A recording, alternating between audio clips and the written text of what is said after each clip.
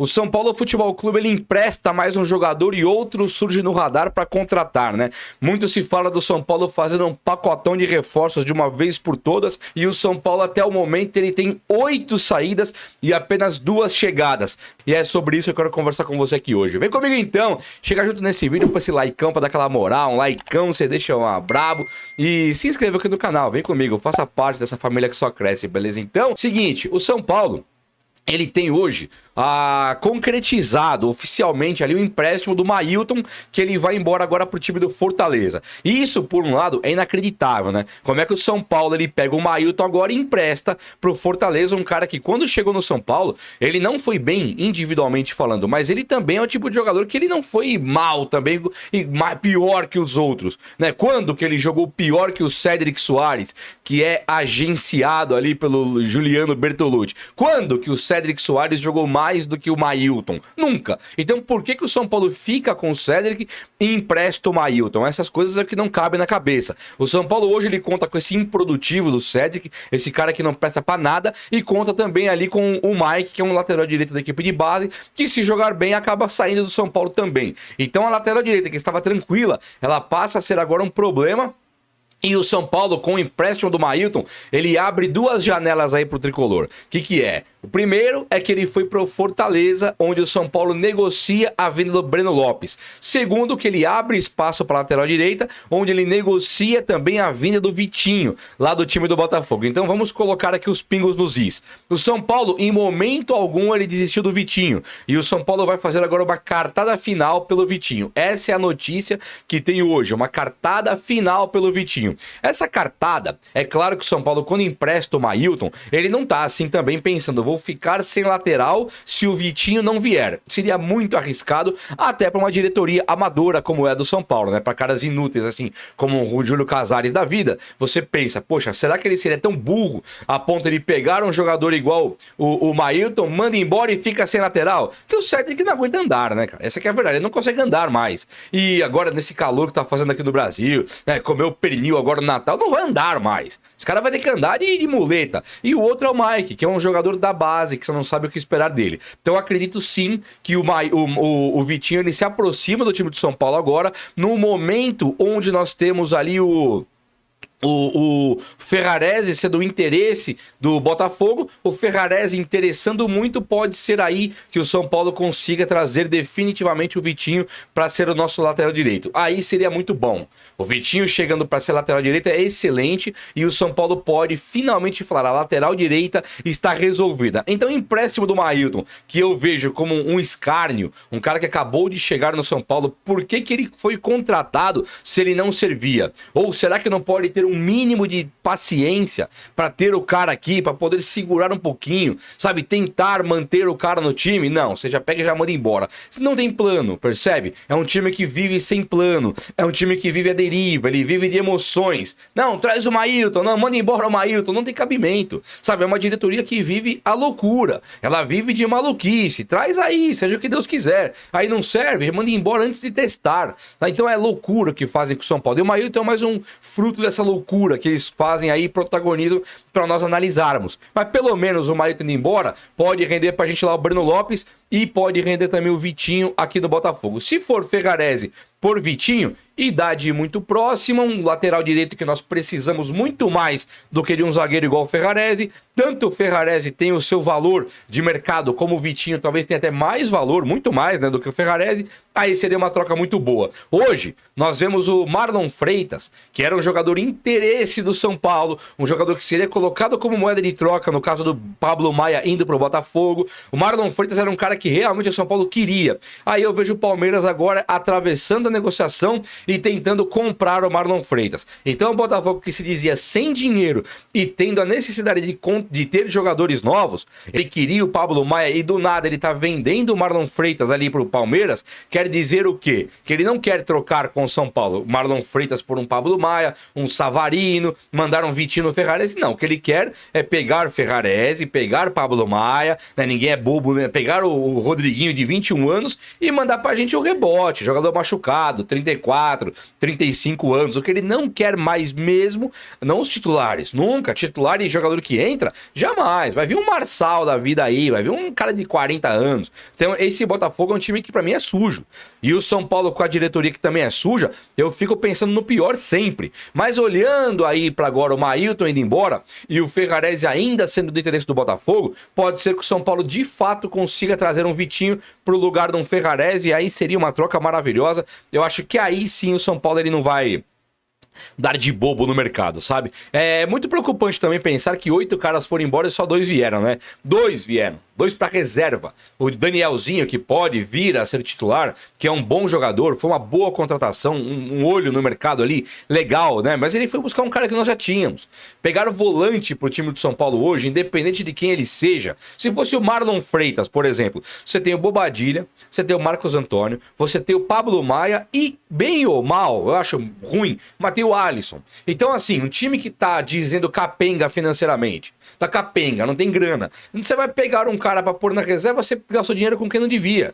Então o Marlon Freitas hoje, ele poderia jogar. O Danielzinho é difícil ele tirar a posição do Bobadilha, do Pablo Maia, do Marcos Antônio, do próprio Negrutti, assim de bate pronto. Negrutti vai ser escanteado. Nós contratamos um cara de 31 anos e o plano agora é colocar o Negrutti no estaleiro, colocar ele de reserva, um cara que sabe lá Deus quando vai jogar. Então o São Paulo se auto-sabota. Quando o Negrutti poderia ser um ótimo jogador, vir um Ajax que sempre compra aqui, sabe? E oferecer 50 milhões de reais, 60 no Negrutti, isso seria ideal. Agora o São Paulo não vai nem mostrar o Negrutti pro mundo e vai ter que vender por 20 daqui a pouco. Tem um lateral direito chamado Lucas Ramon, que joga no Mirassol hoje, que ele também foi a ser oferecido pro Tricolor. Então se pensarmos, temos o Mike, temos esse Cedric inútil aí, e temos também o Mailton que acaba de ser emprestado.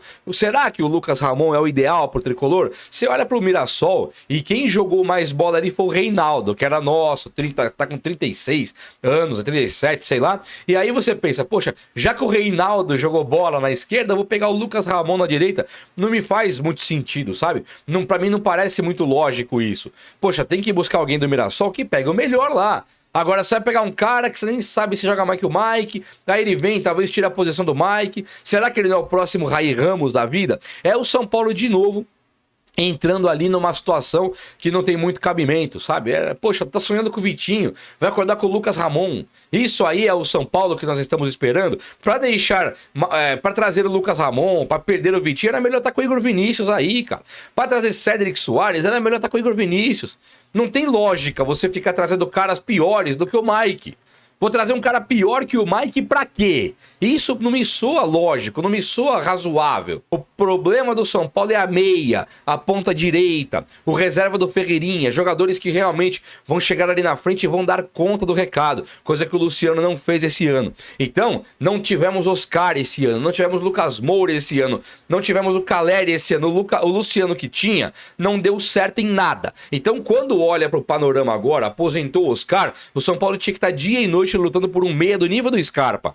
Somente só do nível do Scarpa. Nada menos que isso. Pra cima, Scarpa pra cima.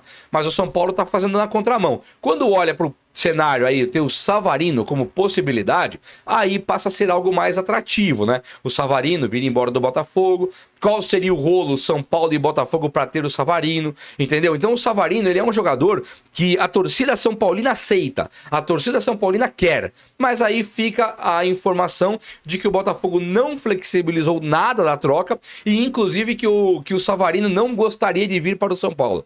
Então se o Savarino não quer vir, tá batendo o pé, e o Botafogo tá já vendendo direto o Marlon Freitas ali pro Palmeiras, é papo de você chegar pro Botafogo, apertar a mão e falar, ano que vem nos vemos.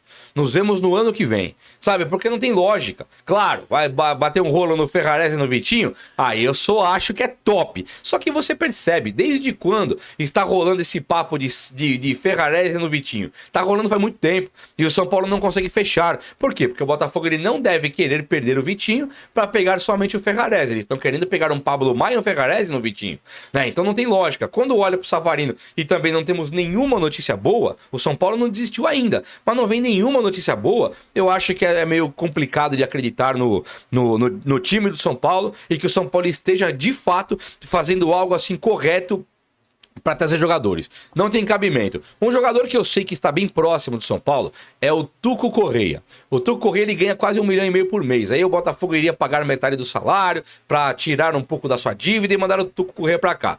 Se for o Tuco Correia, eu acho que ele é o quarto nome interessante do time do Botafogo. O terceiro, vai. Tem o Vitinho, que é interessante. O Savarino, que é interessante. E aí teria um Arthur, que seria interessante. Mas aí os caras nem abrem conversa. O Botafogo, por desrespeitar o São Paulo, nem considerar que o São Paulo é time para conversar com ele à altura para trazer um Arthur. E o São Paulo de Júlio Casares, ele é minúsculo, né? O São Paulo, ele é gigantesco. Mas o São Paulo de Júlio Casares, ele é minúsculo. Ele é um time que se sabota. Ele é um time que fala abertamente na mídia: meu ano vai ser pior. Aqui é muito difícil. Claro que é difícil. É um monte de carrão aí que tem escândalo de carro, escândalo de ingresso, escândalo aí de festa junina, tudo é um escândalo. Então é claro, jogadores sendo vendidos para a Ucrânia, somente para a Rússia e Ucrânia, né? Vendido à base de lacerada, despedaçada, vendendo muito mais barato. Então é claro que se você olhar para um time igual o Botafogo, ele olha para o escândalo que é o São Paulo, esse lixo que o Júlio Casares tenta tornar o São Paulo, é lógico que quando você pegar isso aí, o time adversário,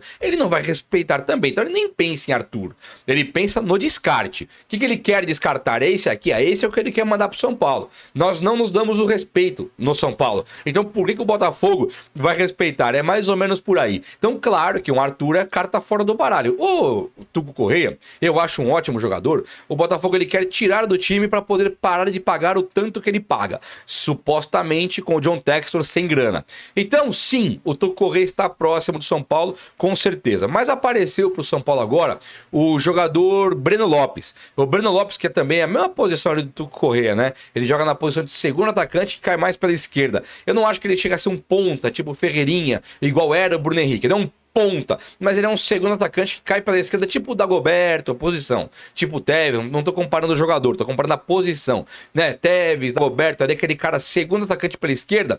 Eu acho que o Breno Lopes é esse jogador nessa posição. E eu acho um muito bom jogador. Faz gols decisivos, ele é o tipo de cara que tem um ótimo drible, ele tem velocidade, ele é um jogador completo, sabe? E ele é um jogador que, contextualizando ele realmente foi rebaixado com o Fortaleza, mas ele também foi campeão da Libertadores com o Palmeiras fazendo gol. Então é um cara que no Fortaleza pode não ter dado certo, mas no São Paulo ele pode ser um vulcão. Ele pode jogar muita bola. E eu acho sim que o futebol ele é feito em alguns contextos que pouco se explica, né? Tem jogador como Alexandre Pato, por exemplo. Ele no Corinthians os caras não podem ver pintado de ouro. No São Paulo ele virou ídolo. O Jadson, eu não podia ver aquele Jadson pintado de ouro. No Corinthians virou ídolo.